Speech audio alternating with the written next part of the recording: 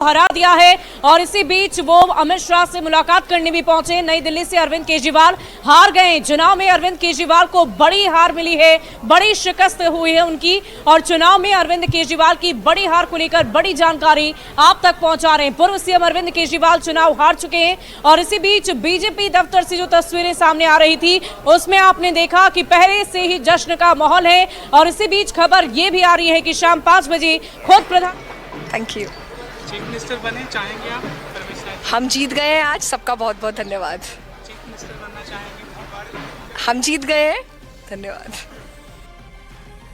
मां की पत्नी आपको टीवी स्क्रीन पर नजर आ रही होंगी, जिन्होंने साफ तौर पर कहा है कि बहुत बहुत शुक्रिया, बहुत बहुत आभार उस जनता का जिन्होंने हमें जिताया है। उनके चेहरे की रौनक देखकर आप उनकी खुशी का अंदाजा लगा सकते हैं। और इसी बीच ये तस्वीरें लगातार हम आप तक पहुंचा रहे हैं। अलग अलग नेताओं की प्रतिक्रियाएं सामने लगातार आ रही है, जो ये कह रहे हैं कि जो दावे हमने किए उन दावों पर जनता ने भरोसा किया है। वहीं आप में गम का माहौल है। लगातार आप नेताओं की तस्वीरें भी आपने देख ली है। आपने मनीष सिसोदिया की बातें भी सुनी।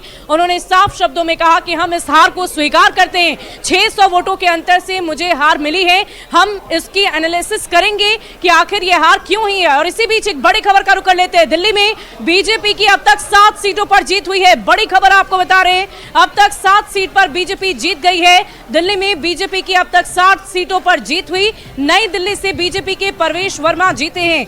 बड़ी खबर आपको बता रहे हैं, शूकर बस्ती से बीजेपी के कर्नैल सिंह जीते। और इसी बीच कस्तूरबा नगर से बीजेपी के नीरज बसोया जीते हैं। तो एक एक सीट पर किसकी जीत हुई है वो बता रहे हैं आपको। विश्वास नगर से बीजेपी के ओम प्रकाश शर्मा की जीत हुई है। और इसी बीच दिल्ली में बीजेपी की अब तक 7 सीटों पर जीत हो चुकी है।